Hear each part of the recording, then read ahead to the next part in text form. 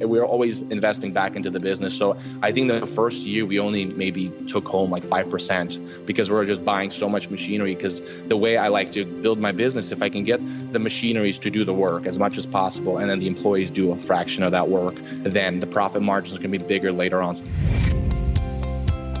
Hello and welcome to another episode of the UpFlip podcast. I'm Alex Freeman. Today we've got Vlad Kuksenko on our podcast, who managed to build an empire on Etsy using his knack for graphic design. Vlad was able to scale his store among the top 1% in a matter of a year and is currently making 2 times more than his competitors. Currently, he sells dog collars on Etsy and has dominated the platform in this niche. In this episode, we'll talk about how to start an Etsy shop, making your first sale, navigate your way around conversion-based designing, maximizing ROI from paid Etsy ads, sustaining your business in the long term, and a whole lot more. Let's dive right in. Vlad, thanks for joining us. Oh man, it's good to be here, man. Thanks for having me. Yeah, absolutely. And just kick things off, if you could tell us a little bit about yourself and how you got started with your Etsy shop. Yeah, well, it's funny thing is I used to do actually physical therapy. I was a physical therapy assistant, and it was a completely different direction. But I loved art and I loved everything about art. When I took my physical therapy program, it was an online program. So I had to buy a computer. And at that time, the internet, kind of this social media internet wasn't a big thing. But I was like, I'm always as an artist, I'm like thinking, hey, how can I make art with this computer? And then sure enough, graphic design and, web design and all that start to come out. And I love that. But I did that on the side because I was raised to kind of like, hey, you got to have a job. You got to support your family. You're the man of the house. And so I'm like, oh man, I got to get a safer route than just artist. Because, the joke is that what's the difference between an artist and a box of pizza? Well, a box of pizza can feed a family of 3. So it's just like, that the option of being an artist was not an option. So I kind of went to that medical route. But on the side, I was always like, man, I want to do art and I want to do graphic design. And I went kind of freelancing. And then over time, I had these guys, they sold on Etsy and they're really successful. And they're like, hey, why don't you design for us? And they paid me a retainer, which is kind of nice for a graphic designer if you have a retainer, because that gives some stability. And everything else was history. I started learning more about Etsy and what they were doing. And my design started to really bring them business because I was designing from a very conversion-based design. What does the customer want instead of just designing what I thought was good. And it profited them. And then that's how I was like, hey,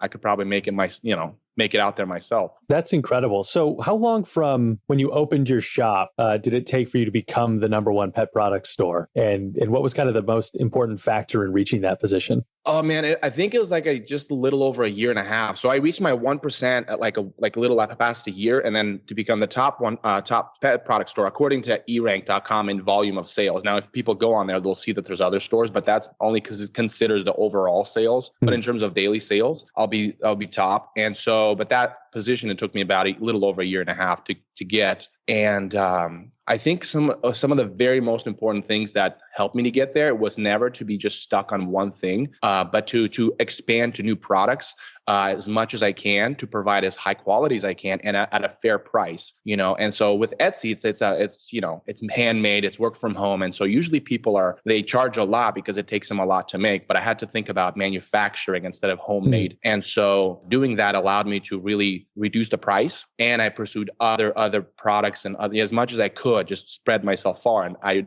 discovered dog collars. And those dog collars, what I do is I print the fabric, and out of that fabric, I make the strap, and out of that strap, I make the dog collar, which allows me to spread myself through keywords. I mean, I can go anywhere from Christmas dog collar, pink polka dot dog. I mean, for any season that you want, I started to spread myself in terms of keyword volume. And that really set me apart from any other shop. That's a really interesting blend of a creative outlook and SEO skill. And I'm just curious, what kind of led you, as you got started in there and going through the products, is it an SEO thing that brings you there first, or is it a creative thing and then you branch out into the SEO portion of it?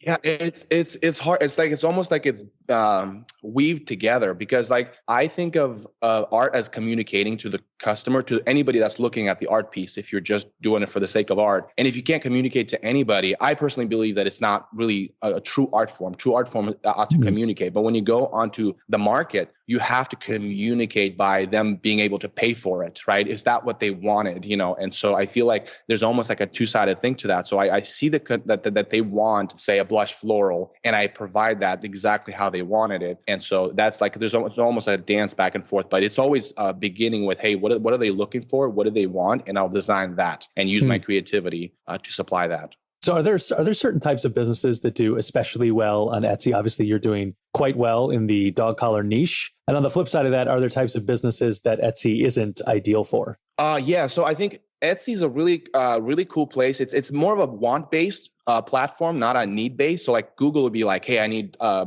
plumber or I need screwdrivers. I'm going on Google or Amazon, right? Etsy is a lot more want based, something that would sell well, like something that would advertise well on Pinterest, on Instagram, just something visual. And so anything that it's mostly a want based. So if you want to sell screwdrivers, you're not going to be successful. But if you want to sell something that is a want based, like, oh, I really want to have that in my house, or I want my living room to look like that. Those things tend to do well. And within that, I think that one of the bigger, and this is where I kind of decided to go, is custom or made to order, personalized things, because it cuts China out of the picture, because China can't make made to order. They like to make things by bulk. And so that's how they compete on price. But if you can personalize it, all of a sudden they're no longer competition. And so at the moment you put a personalization on those dog collars, that's it. You can charge a higher price. And so, and people are going to Etsy for that specific reason, because it's going to be made for them specifically. So those products tend to do well. And like I said, anything that's I have to have, I need based, they tend to not do well. Also, I find a lot of people want to invent something. They're like, oh, I think people will love this,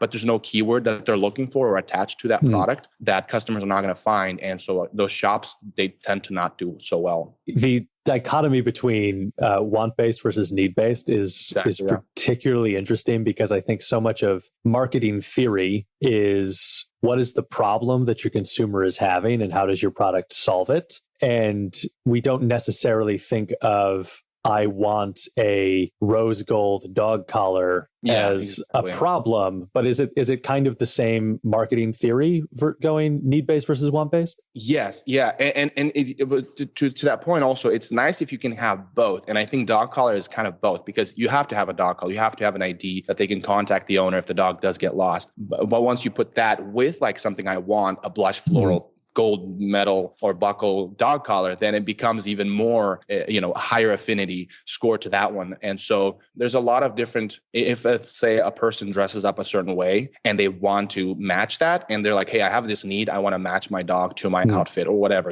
And so if I provide that, that's already solving their problem or their need that they want to have. And sometimes the need and a want are kind of overlapping. Like if you do wedding industries, by the way, wedding industries are huge on Etsy, right? Obviously you need to have some decorative elements. So those become kind of more into the I need to have it, right? And it's almost blended with I want. And those tend to do well as well, because it's a merge between those two in some way. Back to kind of Etsy basics, I guess. What are the most important parts of an Etsy storefront? And like, does the design of the storefront have a big impact on sales? Right. That's actually, it's a good segue, because when you're thinking of, hey, these are in large a want-based platform, the visuals is everything. They're looking at, does it look good? And not only that, you have to play on that emotion. Like they have to have an emotional response when you go to the store. And if you can achieve that, then that's going to give you a better conversion rate just generally, because they've came to the store with a want-based attitude, right? And if you're supplying that to them constantly with all your amazing product or your amazing looking store, they're like, for example, if you're doing a home decor, you're like, oh, I want my store or home to look like that. And if I buy these products, it's going to be a one step closer to that. So you have to, that's our strength in the want-based product area. And then what are people often getting wrong when they go set up their Etsy shop, and what is wrong about that? Yeah, well, see, a lot of people, they go in there. There's two people. There's people that go in there so emotionally attached to their idea that they have that they're like, when I start to talk to them, it's almost I can't even let myself finish until they're like, oh, I have this idea. And it's like, they don't even listen. They don't listen to the market. They're just like, I have this idea. And they're like, well, first of all, is there a keyword attached to it? And second of all, have you researched if people actually want this, right? Do the keyword research. And the other one, they're just like, hey, I want to make some money on Etsy, and they're ready to research everything they can, but they start to add all these random things to their shop, and it becomes this quote unquote general store that is just overwhelming. Customer goes on there, they sell everything from planners to wall hangings to wedding decor. Like, it just doesn't make sense. It's not unified. It's not a niche store. Well, it doesn't have to be a niche store, but it has to have some form of uniformity, that you are an expert in this area, that you're a craftsman, or you're a master in this area, whether it's wood or fabric or whatever the case is. So if somebody does work in multiple mediums, perhaps, or have multiple ideas like that, does it make more sense that they would almost want to go through the process of setting up multiple stores so those all aren't under one heading, or is that not even, they shouldn't maybe even go down that road just because they'll be stretched so thin? Yeah, that's a good question. I think you can open up as many stores as you want.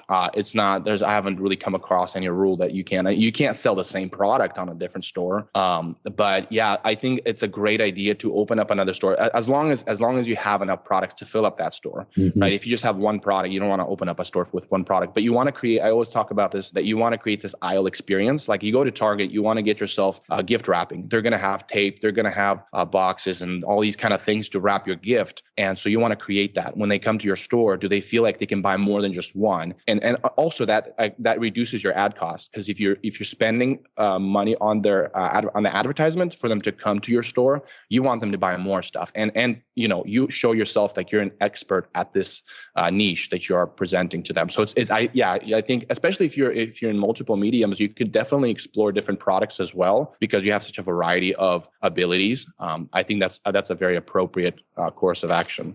I really like that aisle reference, because you would have the wrapping paper, the boxes, the tape, but you wouldn't have spaghetti in that aisle. Yeah, exactly. Even though spaghetti could sell really well, but doesn't mean that it belongs there. Yeah. And how does the pricing structure on Etsy work?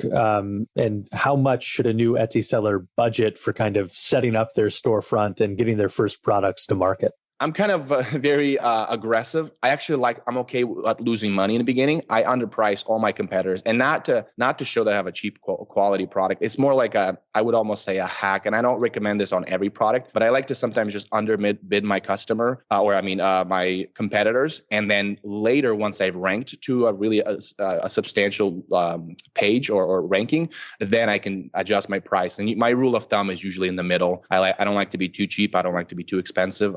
Because usually people on Etsy, they don't race to the bottom. They know it's handmade. They know it's made to order. So they're okay to not look for the cheapest price. But sometimes when they see a product priced at too high, they're saying, well, there's this product that's also really good. It seems like it has a lot of good reviews.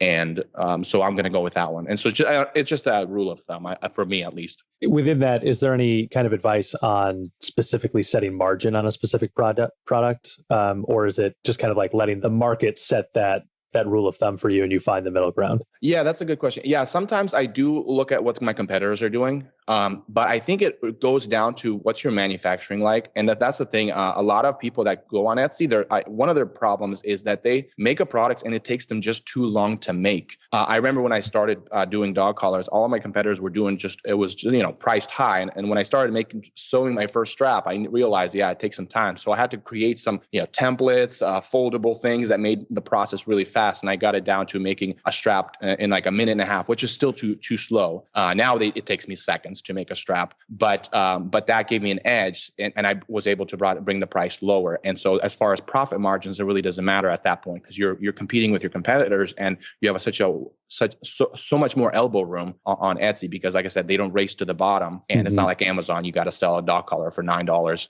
You can sell it for $20. $35, and it's not a big issue. So you have a lot of elbow room, just as long as you get your manufacturing or really home manufacturing done right. Can you talk to us about conversion-based designing and how you can use that to your advantage on Etsy? Yeah, and I think a lot of people don't actually realize this as how big of a deal this is. For example, if somebody's looking for a blush floral dog collar, you want to satisfy the keyword. If you satisfy the keyword to this is what they intended, then they're going to most likely buy. Because if they're saying like, hey, I want something like that, and they type in plush floral dog collar, and it's literally what they thought that they wanted, it's right there, they're most likely will buy it. But it's all about what are they intended to buy. So like if you type in soccer or football in America, it's going to be different than it is on the other side of the world. So the intention is always how the algorithm works. So when you're designing on a conversion-based design, you want to look up and research what else did they buy, or what do they look for, what are they favored on Etsy. That's a feature, you can see what they favored. Then you go on Pinterest and you start looking, what does blush floral dog collars look like? And then you realize it's in the wedding space, and so what kind of floral are they looking for? Is it roses? And then you discover, hey, it's wild flower, type florals. And then then you start to design to that specific want or intention. And so when you design a blush floral dog collar that meets the wedding, there's a lot of white and there's these wild florals to it, you have a lot more of a success rate to sell that on a keyword blush floral dog collar than somebody that just guessed. And when you talk about kind of doing that analysis, can you kind of give us a rundown of where are you researching keywords? And then what kind of those steps, what is the step-by-step process that you might go through to create that design? Yeah, that's a good question. So it depends what you're researching. So if you're researching for keywords like you don't know what to sell on Etsy, then that would be a really good one to go on erank.com. It's a great platform. It just gives you kind of like, hey, what else do they search with that keyword and what has the highest search volume, things like that. But I really like to use Etsy. And the way I like to do that is by looking at the reviews. Like, let's say I kind of just looking through some products, I see that, hey, like this one's selling really well. How would I know that? I would look at the reviews and see the volume of reviews they're getting on a day-to-day basis. So if they're getting a review at least once a day, they're selling roughly 5 to 10 orders per day because the ratio is like 1 review per 5 to 10 orders. And so I know that, hey, if I get to at least where this competitor is at, I should be getting at least that much. And so that's one of the ways you'll realize, hey, this might be, if they're getting like 5 reviews each day, I'm like, okay, that's it. No brainer. I'm doing this product. And I'll look at their keywords, what they're targeting and where they're ranking for, and I'll mimic that. And then I'll go, like I said, when you're doing design and you're trying to do a conversion-based design, then I'll see, hey, what is the market looking for when they're typing up a particular keyword. So, and if you're doing like thumbnails, if you're doing the style of your product, what it should look like, or even the style of your store, you can do that when you're looking at Pinterest, you're looking at Instagram, you're looking at all these ideas that people come across to before they come to Etsy and looking for their product. I want to ask about your monthly revenues and kind of profit margins. And I'd love to hear it in a perspective of where you were, a year and a half ago and how that has grown, changed, and what a beginner might be able to expect to where they can grow it to. Yeah, that's a good question. So in the beginning, we were coming close. We would always you would get a substantial amount of money coming from Etsy because we did a weekly where they weekly dump in money to your account, however much you sold. But we would always just dance around that zero. We just always we were always investing back into the business. So I think the first year we only maybe took home 5% because we were just buying so much machinery. Because the way I like to build my business, if I can get the machineries to do the work as much as possible, and then the employees do a fraction of that work, then the profit margins can be bigger later on. So it was just investing into machinery, into a large amount of inventory, trying to have inventory be shipped by sea because there's components like buckles and things like that you want to order in larger quantity. So we kept throwing everything at the business and just kept enough to live off of. Theoretically, if you just consider the marketing, if you just consider the products and all that stuff, besides the machine, besides if you want to grow, it's usually 50%, 60%, depending how well your manufacturing is going. And so that would be, but like I said, the first year we were just only enough to live off of, which was 5-10%. And this year we're definitely increased that to 10%, but we're doing other things with that money now, more like 10 to 15%, just trying out different products. My wife started her own Etsy shop beginning of mid last year, and so we're putting in some money in that. So, but we're always throwing it back in the business. So I can't really say exactly the percentage, but if theoretically it's about 50%. So. And then what's that best strategy to increase traffic to an Etsy shop? And what are you currently doing in terms of marketing, and what has worked and what hasn't? Yeah, so I think ultimately ranking is probably the best way. If you can rank higher to the keywords, to really those big volume keywords, you're going to obviously going to get better results. So whatever that takes to rank your product, that's what you want to do. So Etsy it's really good about letting just regular people sell on Etsy that don't really know how to find the keywords or how to target, how to do advertisement where they target certain keywords. Etsy pretty much says, hey, how much money do you want to spend today? And then they take care of the rest. But with people like me that want to grow that shop beyond the regular person, we have to get creative. And the way I like to do that, I run advertisement on all my products. I basically tell Etsy on all my products, just keep running ads. But then I also, I like to, when I just launch a product, like I said, I like to undercut the pricing. I might actually go at a loss, but that's fine. That's a sort of an investment. That's like a faster advertisement for me because I only spend the money at a loss when I sell the product. But with advertising, you'll spend it whether they bought it or not. And so I like to invest money that way as well, just because it ensures that I'll collect that data, whether conversion rate, whether when they saw the thumbnail, did they click on it, did they scroll past, things like that. I'm still collecting, and I'm ensuring that data will be collected. So I like to spend my money at a loss when I begin my product, but then adjust it accordingly. And how does that marketing with Etsy work? Is it just a button you click on the site, or do you create different ad copy as well that is different from the product copy? Yeah, it's very simple. It's literally just you put an overall price. You say, hey, I want to spend $100 a day, $1,000 a day, and then you just check off which products you want to be part of that bunch. Then that's pretty much it, which I wish there was more. When I just started Etsy, you can spend $100 a day on one product and it'll just rank you to the top right away. And then, but they took that feature off and it's just really just a basic. And so you kind of have to get creative with ranking your product. And I think another a very important one is try to get as much keywords or as much products that can reach as much keywords or satisfy as much keywords as possible, because you're getting traffic from all these little corners of Etsy that you wouldn't have thought of that buy your product when they come to your store. So like I started selling key fobs that match the dog collar because I'm making straps already. So I thought, hey, why not make key fobs? And all of a sudden I'm getting traffic from people that are looking for keychains, key fobs, personalized key fobs, and so on. And now, my sales will keep going up because I'm introducing new keywords that is going out there on the Etsy platform. And just to kind of give people a sense of, you just said it used to be that you could spend $100 a day and you would rank right to the top. How are you finding that shifts? Like what is a typical daily spend for you on Etsy? Yeah, it's so on advertisement, I spend like $300. I've set it to as max as I can because they used to actually be able to spend more. But I put like $1,000 a day. Like I'm okay if you spend it, but obviously we never do. And like during Christmas time, we do because there's so much traffic. And Etsy is really about giving everybody an equal shot. And that's why if your listeners are wanting to get on Etsy, it's very fair. It's not like this one guy that's just outselling everybody and he's just trampling over everybody. Etsy really provides that level playing field. And even like somebody that's willing to spend $1,000 a day, he can't. Like me, I would love to spend that, but I can't because Etsy likes to give other people that shot to be to the top of the keyword without having that much reviews, without having that much traction prior. So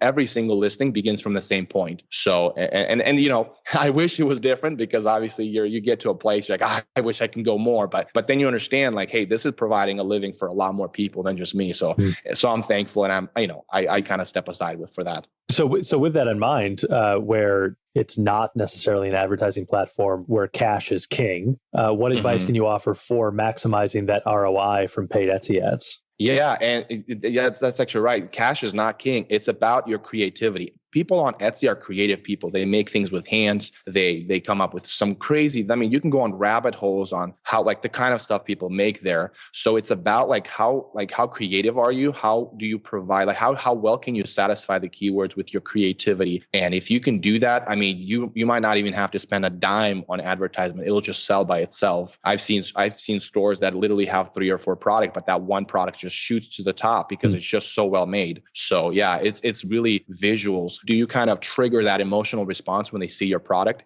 typing a certain keyword? So another 2-part marketing question here for you. I'd love to hear your thoughts on the best marketing strategy for a new Etsy shop. You're obviously getting ready to in the process of launching another Etsy shop itself. So 2 ways to look at it. One, somebody who starts out without a marketing budget and someone who starts out maybe with a marketing budget. What's the kind of best way to utilize that ad spend at the beginning? Right. Okay. So if you don't have much of a budget, which that's where I started off with. Well, first of all, make sure that you do the correct keyword research because you don't have that much money to explore. Make sure that you really, double down on hey, what is selling? And I don't care if it's toilet seat covers, what is selling, it's not about what you think you should sell. So I think that's going to be fundamental. And then you find the most creative way to make it as cheap as possible, meaning so that it doesn't take you that long to make because you need as much profit as you possibly could get. Now, if you are, say you have some capital and you're ready to, so I would say that try to find as much as much products, expand your keyword library on your shop so that like you can, like I said, you can be found at every little corner of Etsy, and then obviously put ads on all your products, and at some products go at a loss. And that, because you have the ability to do that, that's going to shoot your store pretty quick to the top, or at least in volumes of sales. When you're writing the product description, what goes into a great description on Etsy? And how does the wording of the title and description make a difference in whether a product comes up in a search result? Yeah, this is going to be giving your listeners or some hope, because I'm horrible at writing. I was actually looking into I looked into like AI writing. I was like, maybe because somebody else could write for me. So, but currently I look at my competitors. What are they writing? What keywords do they use? What's the tone? And I think that's one of my, if you were to ask me a question, what is my weak point in my store? I wish I could have better. Like I'm sure if you read my description, he's like, oh, that's a spelling error. Or, I wouldn't have said it that way. So, but from what I see, that descriptions, as long as your customers really know what your product is from being on your listing not that long, I'm actually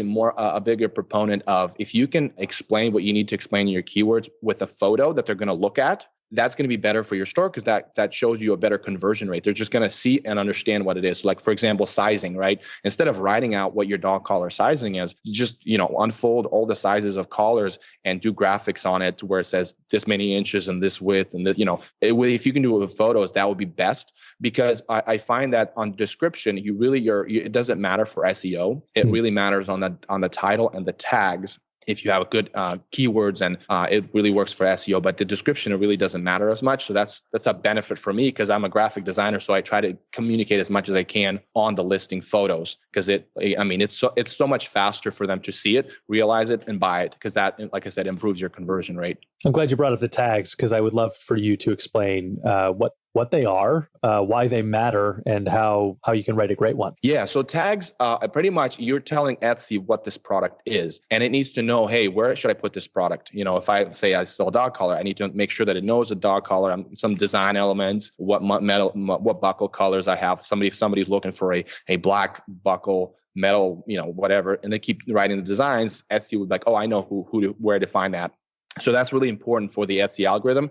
Now, how you write that, a lot of people have this, the way let's say that you sell a t-shirt, and they'll write tag one, say it's a bridesmaid t-shirt. So let's try bridesmaid t-shirts, wedding t-shirts, and so on. They're repeating the word t-shirt, even though you don't need to. Etsy doesn't really care on the tag portion that you write keywords that make sense. You can write bridesmaid t-shirts, blush, wedding, proposal, bridesmaids. Like you can cram them in. That's fine, because it'll take bits and pieces from your keywords to make one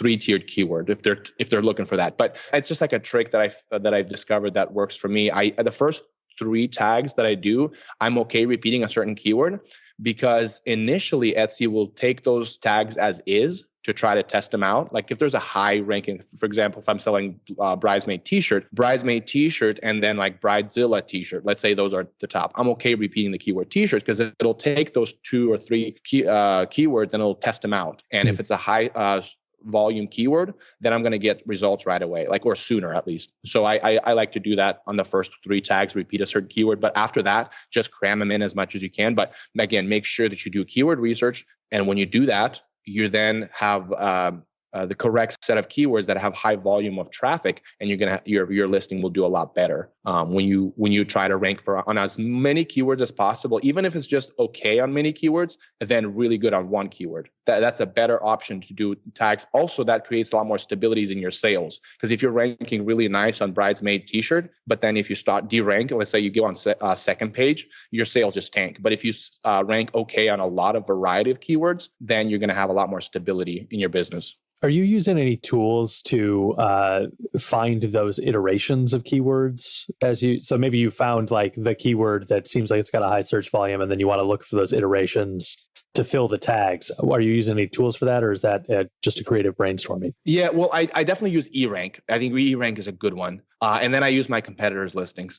So I just pretty much jot down what are they ranking on. Because sometimes like this, there'll be one product that sells really or ranks really well on the top keyword. But if you look, you'll find that that's the only keyword he's ranking on. So, and then I'll find his competitors that will sell on many different keywords. And you look at the reviews and you see that, hey, this guy has 10 times more reviews than this guy. I want to look at the keywords he's ranking on. And then you find that he has a variety of keywords that he's ranking. And even though he might be like on the second level of ranking on those keywords, but he's ranking on a lot more. And so I take those examples. So I would say examples of competitors, I would go on eRank and then just plain old Etsy, just typing in and then to search and see what's the autofill and stuff like that.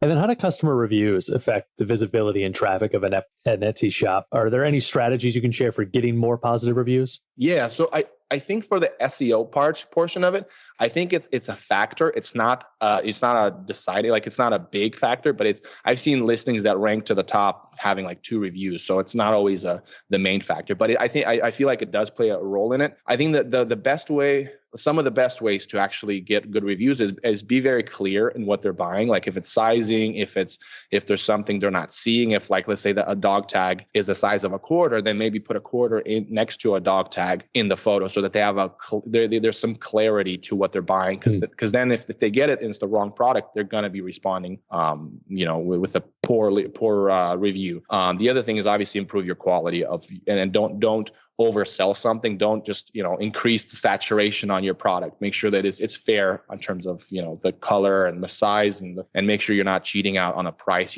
Say that, hey, it's only $9.99, but when they click on it and they buy it, they realize, oh, it's the smallest size. Like, just communicate to the customer like, hey, you're paying this much for these, but if you pay more, this is what you're getting, so that there's some clarity. Because people don't like to be tricked. They're intending to buy. They're really excited, especially if you convince them like, hey, this is a really cool product, and they have this emotional response with your product. They love it. They add it to your cart.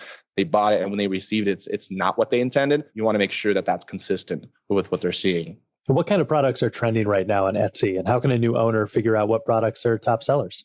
Yeah, well, right now we're in the beginning of the year, so anything planner, anything losing weight, anything organizers. Like if you have a printer and you have you can go to Joann's, get a $200 Cricut cutter, and you can make stickers, sticker labels for pantry labels. Those things are really selling really well. I mean, you can go anywhere from that to doing wall hangings. People are taking down their Christmas decors. They want their wall looks empty, stuff like that, which sells really well at the beginning of the year. A lot of I would say anything personalized. If you can go on the personalized side of things, it's going to be a really nice, quick growth for your shop. So this brings us to a section of the show that we call our Fan Blitz questions. So these are coming from our YouTube channel. And so if you haven't checked out the UpFlip YouTube channel yet, make sure you go over to YouTube, check out UpFlip, and also the UpFlip blog. So I got 4 quick questions for you. These are going to be quick hit answers. All right, let's do it. First, JRH asked, how did you get noticed on Etsy when starting out? Did most of your business come from Etsy ads or organic searches?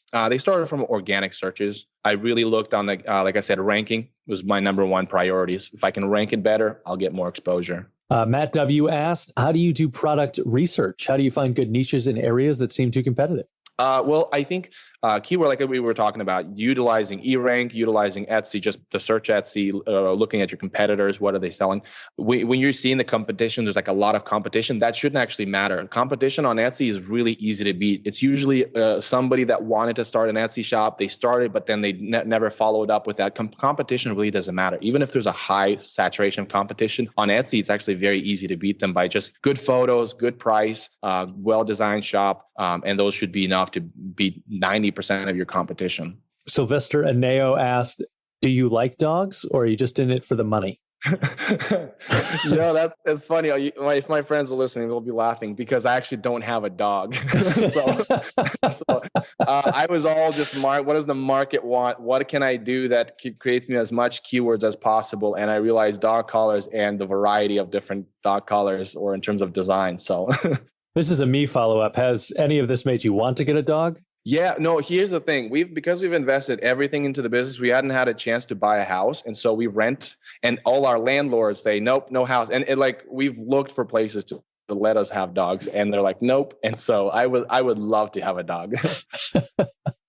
And then finally, for the Fan Blitz questions, eBay Addicts asked, how do you get started? What's the startup cost? Yeah, so the startup, like I said, you can go to Joann's, get $200 of a Cricut cutter and you get some vinyl rolls and just personalized wedding cups for all that matters, or make, like I said, pantry labels. That sells really nice. You can personalize anything with literally, like I said, $200 vinyl cutter, or you can get a laser machine for maybe a couple thousand, or a sublimation printer that sublimates on mugs and Christmas ornaments. And then you can go as high as $4,000 on an embroidery machine to start, personalizing, anywhere from pillows to Christmas stockings. So it really depends where you want to start off. We start off with just a simple sewing machine at couple $1,000 and some inventory, and then grew up to, buying an embroidery machine and so on and so on. That is our Fan Blitz questions for this episode. So thank you for doing those for us. And thank you to everybody who's sending questions. Again, check out our YouTube channel, UpFlip, and also the UpFlip blog, and ask us questions in there. And you may hear them show up in a future show. So Vlad, a few more questions from me here. Tell us about your workflow from product design, manufacturing, packaging, and how do all those roles break down? Who's responsible for what? And what software or tools are you using to make sure things run smooth and efficient? So now it was different when I just started. I did everything, like I said, from doing photography to research to sewing to, but I did outsource my engraving to those guys. The guys that I worked for, I made a deal with them that they would be engraving. Now I do it in-house, but I use ShipStation. It's a package fulfillment. Basically, orders come in. You can use ShipStation to get all the details you need for like personalization, sizing, and things like that you've created on your Etsy. And so that allows us to then build the whole structure around it. We print the package slips, and then that package slip will be attached to a buckle that has been engraved, and that buckle goes around throughout the shop. Like the straps are made, and then the buckle will be strapped with a strap, and then that strap and buckle now makes its way to the CNC machine that sews the box stitching, and so on. And then we scan, package, and things like that. As much of a bulk as we possibly can. Even though it's made to order, we do everything by bulk. We'll engrave it by bulk. We'll make the straps by bulk. I have a shelf full of rolls of strap, because my strap machines, they make them by rolls. And then there's two CNC machines that the employees are working on. They're putting the strap and the buckle together to make the final product.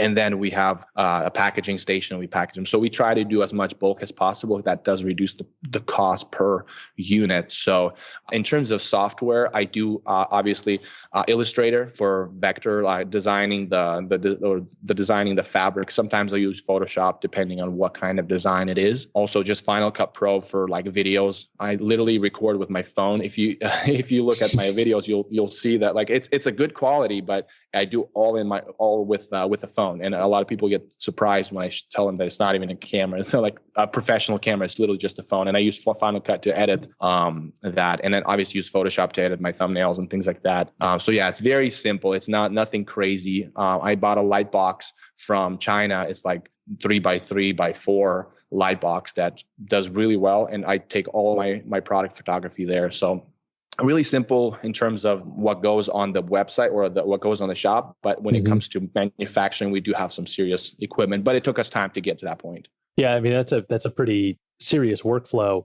And how many employees do you have in that workflow, and how do you find the right people? Yeah, so we in shop we have 3, and then from home there's like a girl that will be personalizing. So if somebody types in the dog collar and the phone number, she'll actually have to make it into a vector format that then the laser guy will engrave on the buckle. And because our process is fairly quick, the guy that does the laser machine can also be the guy that packages and the guy that does the strap. So it's like a very simple process. I really love, and I would recommend this to any listener, the book E-Myth. It's a great book. It basically talks about that McDonald's workflow, if you can apply that to your business. And that's what I've been trying to do as much as I can to, like, if you can almost hire anybody, they can get on that station, whether it's a laser machine, whether it's a CNC, and it sounds pretty cool. Like, oh, I'm a CNC specialist, but it's actually very simple. It's like 2 buttons, click, it's done. 2 buttons, click, and done. And so, so if I can do that, then no matter who I hire, it's not going to matter. So, but right now I recently hired a guy that's going to be kind of overseeing and upholding the processes that I created so that I can focus on the new stores and new ventures that I have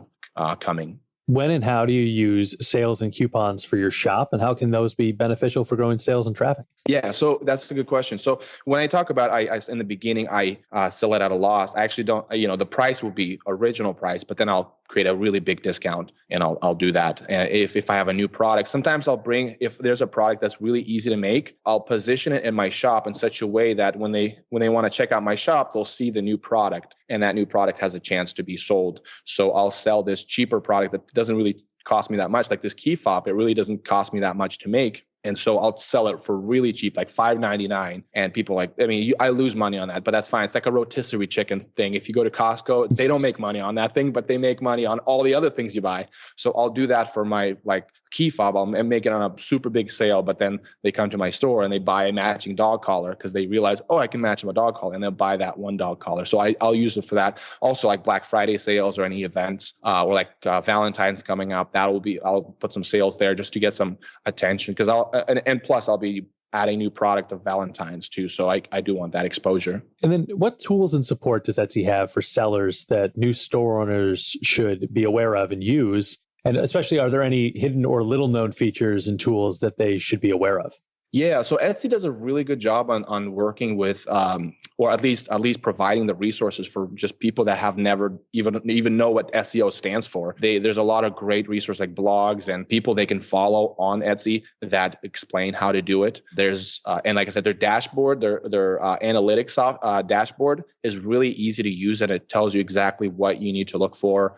So Etsy's really good. Like I said, they're all about getting the little guy the shot, and so they've really tailored to that seller. And so, but the hidden one that I really like that I recently started using more and more is when you go on statistics and you go on the listing, you'll find this pie chart that shows you where your traffic is coming from. Right, there will be one where it's ads, and the one where it's organic, and the one where it comes from your store. Right, if they found another product and they came to your store and they looked at that product. And what you want to look for, if you just launched your product, you want to look for, let's say, for 30 days, let's say a 30-day span. You take the first 7 days and you look at the pie chart, and you'll see that your organic one might be small and your paid will be bigger, and then the biggest one will be from your store. And then you filter out to the last 7 days, and if that organic section of the pie grown, then you know the trajectory of that listing, that, hey, if I keep advertising, if I keep spending money on advertisement, then it's going to keep growing. It's going to reduce how much I spend on ads and improve my profit margins. So that's a really neat thing that I started to use more and more when I do post new product. Is that something that you would also use to determine maybe we need to cut back on this product? I guess that's something I haven't asked you about, is how do you determine if and when it is time to take a product out of the store? Yeah, that's a good question. If that pie section of the pie does not grow, and you're let's say, because when you're in the beginning, even if you just run advertisements, sometimes you spend more on ads than you make, and you want to know, hey, is this going to be the same in the future? And if that pie section hasn't grown, then yes. The other part, I actually started a cat store. Along with my dog store, I actually had to close that down because the buckles that I was using, though they were small on the dog collar that I used for the dog collar, they were too heavy for a cat. And so I wasn't ready for that. So I had to close down the store because I don't want to sell something to my customers that are falsely, representing that this will be perfect for your cat. And so if you're starting to get bad reviews or people are not happy with it, just discontinue it. I also did that with my sublimated dog tags. They look really cool because you can actually make it like you can actually design with color, and it's like a floral dog tag, but the problem is those dog tags could be easily scratched off, and the phone numbers would be scratched off. So I had to discontinue that. So I would listen to the reviews as well on some of and obviously the profit margins by looking at that pie chart. And then obviously, you just mentioned you don't want to have unhappy customers, but sometimes you do. And so have you ever had a dispute with a customer through Etsy? And what happens if someone wants to return a product or get a refund? What's that process like? Yeah, it's always funny to see, and the thing is, the more sales you get, the more of them you get, because it's always a percentage, So, but we have a girl that does the customer service. I don't do it anymore, thank goodness, because it drove me nuts. But I made it very simple. I made it very simple for a customer service gal. She basically, if the customer, for example, if the product has been damaged, or the product fell apart, it's obviously our fault and it falls into this category, and these are the steps to go about it. And yes, we will refund it, return it. If the customer is just getting picky about little details, they'll fall into this category. We'll just ask them, hey, go ahead and return the product, and then we'll either send you a new one or refund it. If they've broken, if it's been past 90 days, then we assume that their dog has been really aggressive with it or something. It might have been their factor that it was included in this problem. So we make sure that they know that that's clear on our terms and conditions, like, hey, we don't offer refunds after 90 days and stuff like that. So we do have a very clear communication as much as we can, at least to the customer. And then when my customer service gal, she just pretty much takes that customer's complaint, puts it in the category that I wrote for her, and then she'll follow the process through. So that way she's not stressed about, all these people yelling at her when we do increase in sales, and, customers are treated fairly, no matter where they are. And if we actually used to where a customer would complain, hey, my buckle fell apart. And we used to like, hey, go ahead and return it, and then we'll send you another one. And they would be frustrated, like, hey, why do I have to do this? Why can't you just send me a new one? And then we're like, okay, let's change that. We'll just send them a new collar without requesting to be returned. But if it's something like somebody's picky about it, it's really not that big of a deal. And it might actually be their fault. And sometimes we'll be like, just go ahead and send it to us. And they'll be frustrated. It's like, what kind of, I need a dog collar while you guys send it back. And for those customers, we just either refund or, be courteous to just send them a new collar. It's a very small amount. It's not a big budget cut. So I would just let them have it. Then are there any strategies that you use to impress and delight your customers? The ones that aren't complaining, that is. Yeah. Well, especially if they're return customers, right? Even if they screwed up, we like to really treat them because they've already brought us profit. And sometimes we'll throw candy in there and things like that. Other Etsy shop, by the way, they do a lot, and I probably should do this too, but they get all fancy on packaging, and they like to put stickers and stuff like that. And it's a very common thing on Etsy. We throw in a collar in a package and ship it out. I find that it's better to cut the cost for them and not include random things. They appreciate it more at a cheaper price than, sell it for more and then include all these stickers and stuff like that. So, but we do try to do as much as we can if there is an issue. But if it's a flawless transaction, then obviously they won't need to contact us for any reason. What have been your biggest challenges and struggles, and how did you overcome them? Oh, that's a big question. So I think inventory is one of those big, I think every shop would have, every business would have this. Inventory has been such a big issue. Especially because we order buckles from China, they're heavy, they're not, it's not cheap on shipping. And so sometimes, I spend $10,000 on the product, but the shipping would be as much as $5,000 just on shipping. And it's just like ridiculous. So getting your inventory to a place where you ship it by sea and not by air is the best, but you would have to order larger quantities. And when you're just starting off, that's impossible. And so, but then I realized that you don't actually have to pay for the full invoice. You can actually just pay for the half of the invoice so that they start the manufacturing. And then once they're done with manufacturing, you pay for the second half. And by that time, you've saved up enough money to pay for the second half. That way, you're getting your inventory replenished at a lot more friction-free manner. So I've got one more question for you, and it's kind of our standard closing question. But before I ask it, I want to give you a chance to plug your YouTube channel for our listeners. So I'll hand it over to you to tell us about your YouTube channel. Sure. Yeah. I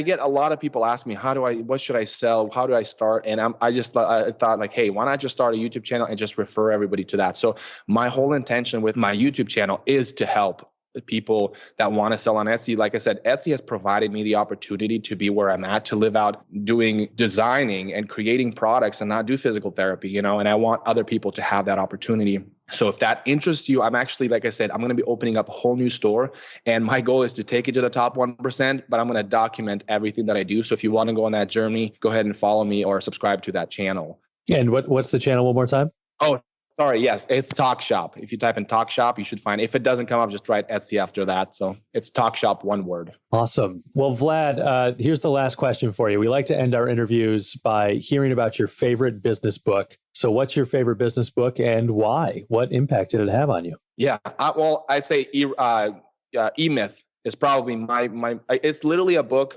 written by a very complex businessman that understands complex ideas, but it communicates to a pie maker because she's overwhelmed with her business, and he communicates these very complex, on a McDonald's level business concepts to somebody that makes pies for a living. And so it's really simple, and you connect with it, and it talks about how there's 3 different hats you wear, and you need to, so how to delegate, and all of that just really freed up and gave me a better perspective. And so when I'm scaling and I'm getting more sales, I'm not destroying myself. My family's happy. I'm coming home at 5 and my laptop stays closed after 5. And so all of these things that make your life a lot more awesome, and you can actually take breaks. You can actually enjoy life after work or outside of work and not have to work, 40 hours in 2 days, instead of a week. So that's actually one I've never heard of. So that's going to the top of my reading pile. So I will definitely be looking that up. Yeah.